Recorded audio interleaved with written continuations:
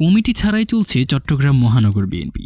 গত 13 জুন বিএনপির জ্যেষ্ঠ যুগ্ম মহাসচিব রুহুল কবির রিজভী চট্টগ্রাম মহানগর আহ্বায়ক কমিটি বিলুপ্ত ঘোষণার 2 সপ্তাহের পরও গঠন করা হয়নি নতুন কমিটি।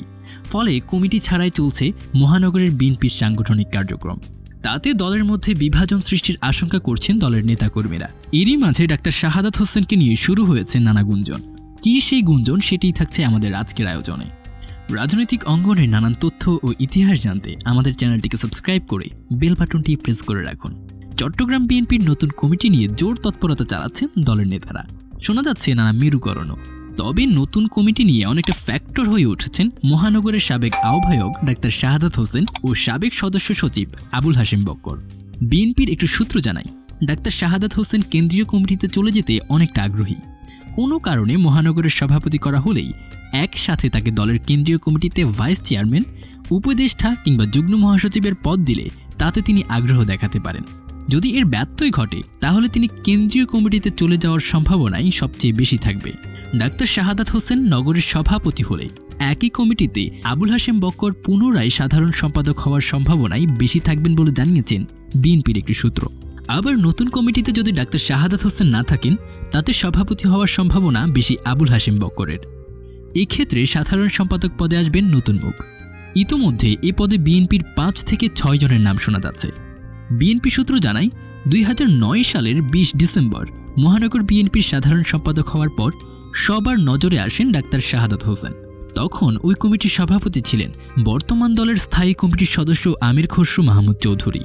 এই দুজনের নেতৃত্বে কয়েক বছর মহানগরের কার্যক্রম চলার পর কিছুদিনের মধ্যে মহানগরের এই কমিটি ভেঙে দেওয়া হয়। তারেক রহমানের ঘনিষ্ঠ হিসেবে পরিচিতি রয়েছে শাহাদাতের। ছাত্রদলের মধ্য দিয়ে রাজনীতিতে যুক্ত হন বিএনপি নেতা doctor Shahadat Hossain. Chittagong medical college অর্থাৎ চমেক ছাত্রদলের সভাপতির দায়িত্ব পালন করেন তিনি। এমবিবিএস পাশ করার পর ডক্টরস অ্যাসোসিয়েশন অব বাংলাদেশ ড্যাবের রাজনীতিতে সক্রিয় হন। সংগঠনটির চট্টগ্রাম জেলা সভাপতির পাশাপাশি বর্তমানে কেন্দ্রীয় কমিটির সহ সভাপতির দায়িত্ব পালন করেছেন।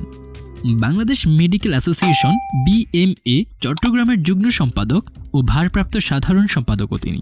চট্টগ্রাম নগরীর বাকলিয়া থানা বিএনপির সাধারণ সম্পাদক ও পরের সভাপতি ছিলেন তিনি।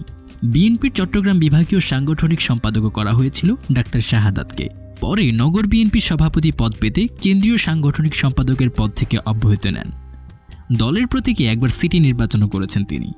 বর্ণাঢ্য রাজনৈতিক জীবনের পাশাপাশি একজন চিকিৎসক হিসেবেও সফল শাহাদাত হোসেন।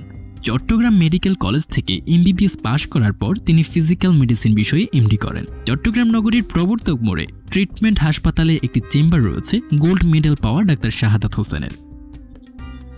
চিকিৎসা পেশায় তার বেশ সুনামও রয়েছে।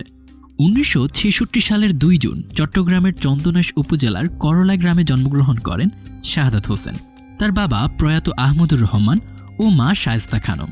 তার স্ত্রী ফারজানা হোসেন একমাত্র ছেলেকে নিয়ে থাকতেন কানাডা। জানতে চাইলে মহানগর বিএনপির সাবেক আহ্বায়ক ডাক্তার শাহাদাত হোসেন বলেন, মহানগরে গত 12 দিন ধরে বিএনপির কোনো কমিটি নেই। কেন্দ্রের নির্দেশনায় আমরা দলের কর্মসূচিগুলো পালন করে যাচ্ছি। তাছাড়া আগামী কিছুদিনের মধ্যেই মহানগর বিএনপি নতুন কমিটি ঘোষণার সম্ভাবনা বেশি।